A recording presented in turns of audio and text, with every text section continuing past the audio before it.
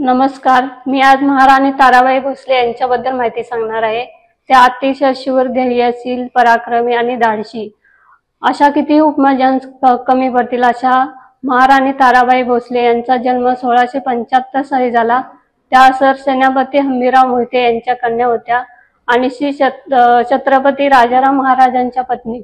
संभाजी महाराजांच्या मृत्यूनंतर स्वराज्याची घडी विस्कटली असताना ताराबाईंनी मराठा साम्राज्याची धुरा सांभाळली आणि त्यांनी मुघलांविरुद्ध यशस्वी संघर्ष केला.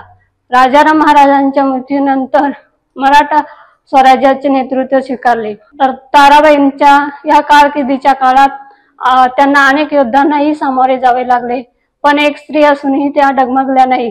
त्यांनी त्या काळात मोठे पराक्रम गाजवले व स्त्रियांनाही अशा काळात अनेक बलाढ्य कामगिरी दाखवू शकतात असा विचार त्यांनी त्या काळाच्या समाजासमोर मांडला. अशा दुर्गेला मानाचा मुद्रा.